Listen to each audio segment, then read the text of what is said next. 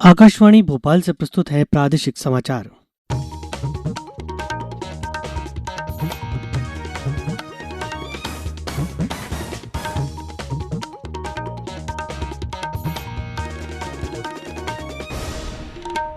नमस्कार, समाचारों के साथ मैं रत्नेश सोनी। पहले एक अपील। देश भर में 18 वर्ष से अधिक आयु वर्ग के लिए सरकारी केंद्रों में निःशुल्क कोविड टीकाकरण अभियान जारी है। युवाओं से आग्रह है कि टीका जरूर लगवाएं और अन्य लोगों को भी इसके लिए प्रोत्साहित करें। जब तक आवश्यक ना हो घर से बाहर ना निकलें और सुरक्षा के 3 सरल उपायों का पालन करें। मास्क लगाएं, 2 गज की सुरक्षित दूरी बनाए रखें, हाथ और चेहरा साफ रखें। कोविड संबंधी जानकारी और मार्गदर्शन के लिए राष्ट्रीय हेल्पलाइन नंबर 011-2397-8046 और 1075 पर संपर्क करें। अब समाचार सुनिए। प्रधानमंत्री नरेंद्र मोदी ने कोविड से संबंधित स्थिति की समीक्षा के लिए कल एक उच्च स्तरीय बैठक की अध्यक्षता की। बैठक में स्वास्थ्य प्रणालियों की तैयारी, चिकित्सा ऑक्सीजन की उपलब्धता और टीके के उत्पादन, आपूर्ति और वितरण से संबंधित विषयों पर चर्चा हुई। प्रधानमंत्री ने कहा कि दुनिया में कुछ देशों में कोविड रोगियों की संख्या अधिक बनी हुई है। भारत में भी महाराष्ट्र और केरल में कोविड मरीज अधिक संख्या में हैं। इसलिए हमें अभी ढिलाई नहीं बरतनी है और सतर्क रहना है। देश की लगभग 58% वयस्क आबादी को पहला टीका लगाया जा चुका है, जबकि 18% वयस्क आबादी को दोनों टीके लगाए गए हैं। देश में टीकाकरण अभियान के अंतर्गत अब तक 73 करोड़ 5 लाख से अधिक लोगों को टीके लगाए जा चुके हैं। स्वास्थ्य मंत्रालय ने बताया कि कल 65 लाख 27 हजार से अधिक टीके लगाए गए।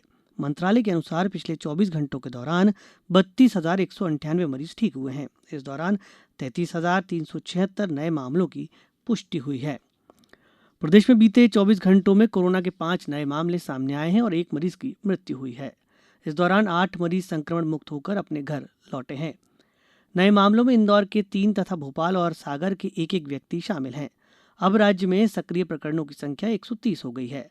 प्रदेश में कल 70,307 नमूनों की जांच रिपोर्ट प्राप्त हुई।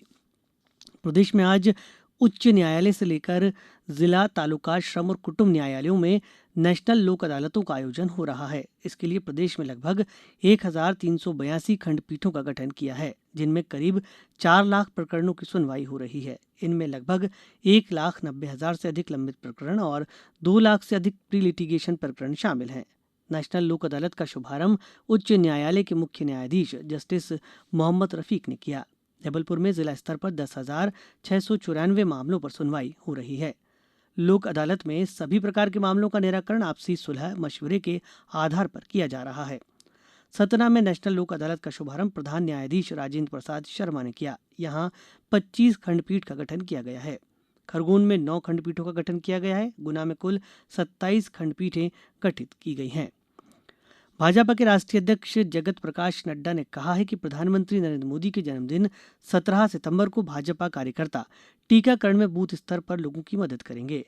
नई दिल्ली में श्री नड्डा ने कहा कि पार्टी ने पूरे देश में पिछले 43 दिनों के दौरान 6,88,000 से अधिक स्वास्थ्य स्वयं सेवकों को प्रशिक्षित किया है।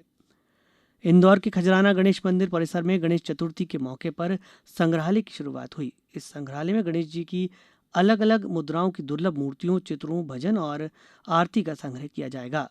सांसद शंकर लालवानी ने इसकी शुरुआत करते हुए कहा कि यह संभवतः पूना के बाद देश का दूसरा गणेश संग्रहालय होगा। मुख्यमंत्री शिवराज सिंह चौहान ने छिंदवाड़ा जिले में हुई सड़क दुर्घटना पर दुख व्यक्त किया है। बताया जाता है कि नागपुर से छिंदवाड़ा आ रही कार को ट्रक ने टक्कर मार दी थी। इसमें एक ही परिवार के 6 लोगों की मृत्यु हो गई थी। खाद्य प्रसंस्करण उद्योग मंत्री पशुपति कुमार पारस और खाद्य प्रसंस्करण उद्योग राज्य मंत्री प्रहलाद सिंह पटेल ने कल वर्चुअल माध्यम से आजादी का अमृत महोत्सव के हिस्से के रूप में उत्तर प्रदेश, आंध्र प्रदेश और तमिलनाडु में 7 खाद्य प्रसंस्करण परियोजनाओं का शुभारंभ किया। अब कुछ समाचार संक्षेप में। शिव कुमार चौबे को राज्य सामान्य निर्धन वर्ग कल्याण आयोग का अध्यक्ष नियुक्त किया गया है। उन्हें मंत्री पद का दर्जा दिया गया है। मुरैना में धान, ज्वार और बाजरा खरीदी के लिए जिले भर में 60 पंजीयन केंद्र खोलने की अनुमति दी गई है। कोरोना के कारण बंद हुई दिल्ली से खजुराहो वायुसेना सेवा अक्टूबर से प्रारंभ हो जाएगी। इस संबंध में खनिज साधन और श्रम मंत्री बृजेंद्र प्रताप सिंह ने केंद्रीय नागर विमानन मंत्री ज्योतिरादित्य सिंधिया से मुलाकात की थी। गुना कलेक्टर ने मुस्कान सामाजिक और शिक्षा प्रसाद एवं प्रचार समिति से 5 करोड़ रुपए से अधिक की राशि वसूलने के आदेश दिए हैं। होशंगाबाद जिले में समर्थन मूल्य पर धान, ज्वार और बाजरे के उपार्जन के लिए किसानों का पंजीयन 15 सितंबर से 14 अक्टूबर तक किया जाएगा। इस बुलेटिन के अंत में एक अपील, हमेशा ध्यान रखें, मास्क और 2 गज की दूरी, हाथ धोना भी है जरूरी। नमस्कार।